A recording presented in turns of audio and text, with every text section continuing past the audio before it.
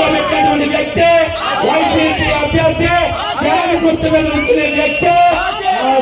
చెప్పండి ఎవరు లోకల్ అని చెప్పండి.